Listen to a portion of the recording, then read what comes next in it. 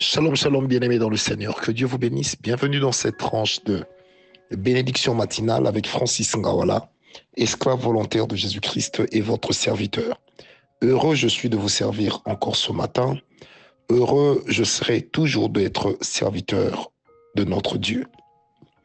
Je bénis le Seigneur pour ce début de week-end qui coïncide avec une période de grande bénédiction qui va couler dans la vie de chacun d'entre nous, je le crois. Et je le confesse, et cela dans le nom de Jésus-Christ, notre Sauveur. Soyez bénis, bien-aimés. Alors, ce matin, comme je l'avais dit, nous sommes en train d'approcher petit à petit vers le verset suivant. Mais nous restons encore dans Exode 22, verset 18, qui nous a pris tellement de temps, parce que je crois qu'il y avait tellement de choses à dire. Alors, ce matin, il m'a été rappelé quelque chose, enfin hier, il m'a été rappelé quelque chose, une réponse à laquelle je n'ai pas encore répondu. C'est la sorcellerie chez les enfants.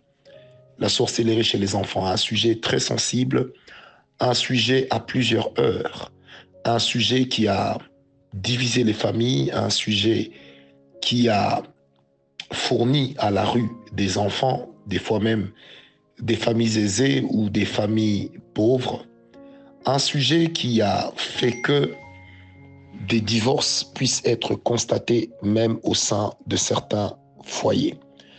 Que Dieu vous bénisse. Bien-aimés, nous avions commencé cet enseignement jadis en expliquant c'était quoi la sorcellerie.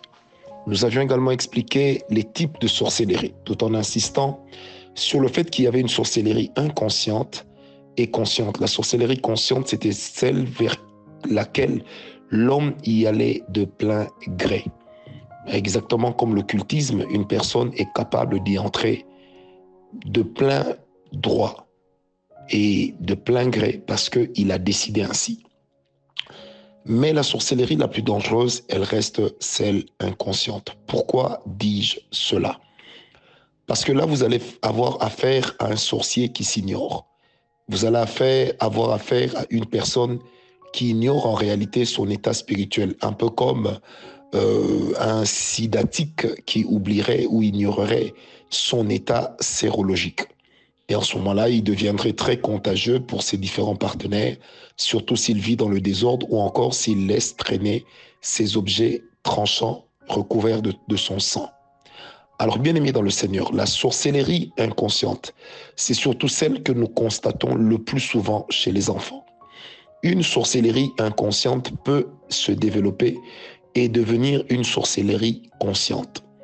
Ça veut dire exactement ceci, qu'une personne peut avoir été ensorcelée, même depuis le ventre de sa mère ou à sa naissance, ou encore des années après, dans l'enfance, et plus tard aimer la sorcellerie et aller jusqu'à faire un pacte de sorcellerie.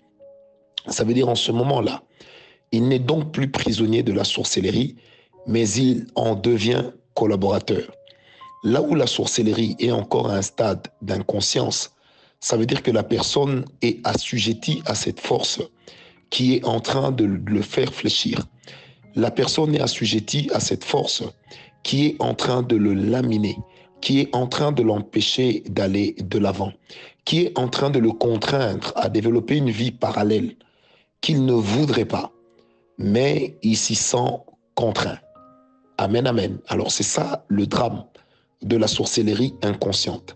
Dans la sorcellerie inconsciente, la personne peut donner son accord pour tel ou tel autre délit, mais sans se rendre compte exactement de ce qu'elle est en train de faire, ou encore pensant répondre à une autre question, alors qu'elle est en train de répondre à une question d'un mal qui devait être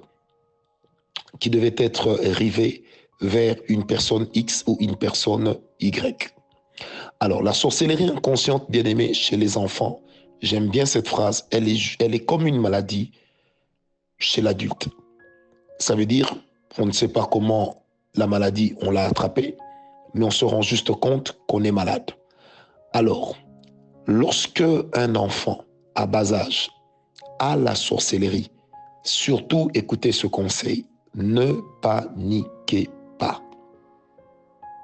Ne cédez pas à la panique. Ne cédez pas à la panique.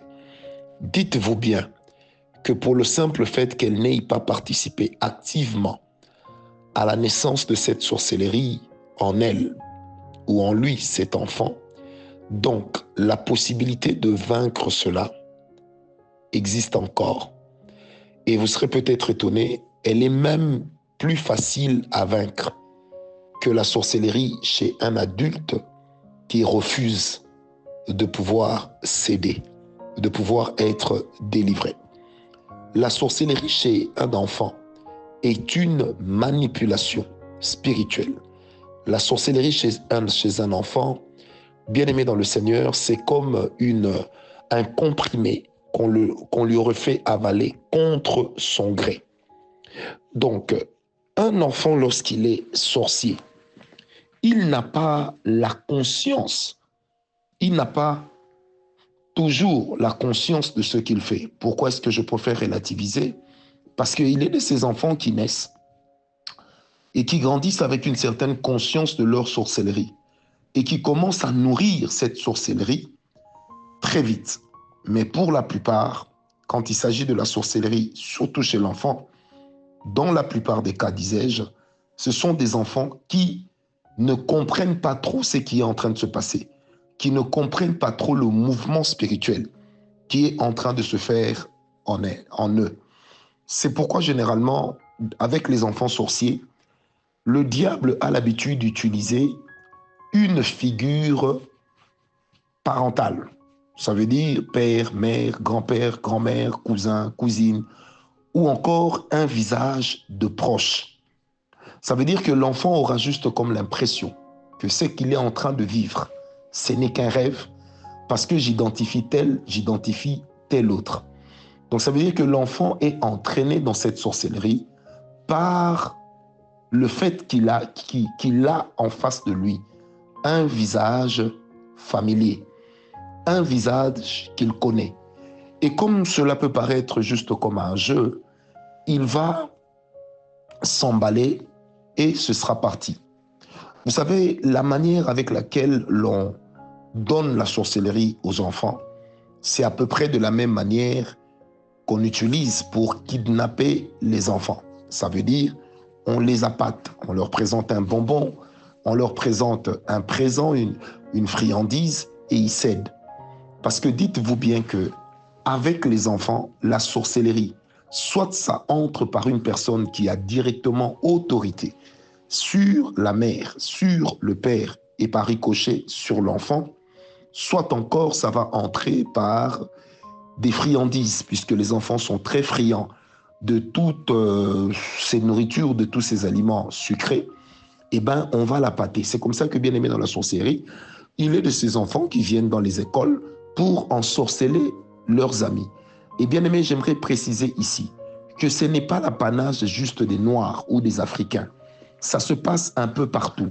Mais sauf que nous autres qui avons une certaine connaissance par la grâce de Dieu de ces choses, lorsque nous en entendons parler, nous réagissons différemment des Occidentaux qui, pour la plupart, ne connaissant pas ces réalités, les prennent juste pour des supercheries, les prennent juste pour des mauvaises blagues, les prennent juste pour des paniques sans fondement, sans raison.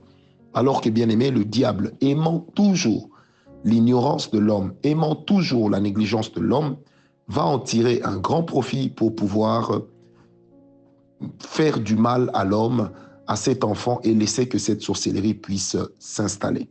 Il est donc important, mes bien-aimés dans le Seigneur Jésus-Christ, que nous puissions réaliser cela, que nous puissions ne pas oublier cet état de choses. C'est pourquoi, bien-aimés, j'aimerais ouvrir ici une parenthèse. Quand vous avez des enfants à bas âge, apprenez à échanger avec vos enfants. Apprenez à les écouter sur leurs rêves. Apprenez à les écouter sur la qualité de leurs échanges avec les amis. Apprenez aussi à les écouter pour savoir il a mangé quoi chez qui, il a mangé quoi de qui. Et depuis que il a reçu, ou il aurait reçu cela, qu'est-ce qui se passe? Qu'est-ce qu'il voit dans les rêves? Bien-aimés, c'est pourquoi mettez votre enfant en confiance. Cela vous permettra justement de savoir réagir et de savoir comprendre lorsque quelque chose de délétère est entré dans la vie de votre enfant. Lorsque le diable s'est incrusté quelque part, ça vous permettra de détecter cela et de pouvoir réagir convenablement. Est-ce que quelqu'un m'a compris?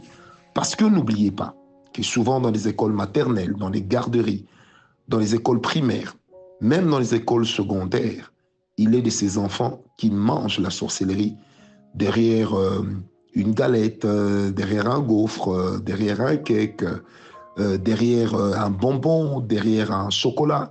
Il y en a qui bouffent la sorcellerie parce que on ne lui a pas appris chez eux qu'il ne faut pas manger ce que tes amis te donnent sans la permission de tes parents. Un vieux conseil, un conseil du début du monde, de la fondation du monde, mais c'est un conseil qui tient toujours. Parce que, bien aimé, l'on peut aussi éviter la sorcellerie chez l'enfant, à l'enfant, au travers simplement des conseils. En mettant l'enfant en confiance, en s'occupant bien de lui, et lorsqu'on n'a pas les moyens, en lui parlant, en répétant la même chose à l'enfant. La répétition d'une chose fait pousser la racine à la parole que vous dites, et cela va lui permettre d'être beaucoup plus prudent. Je vais continuer demain. Que Dieu vous bénisse. Paix et grâce. Shalom.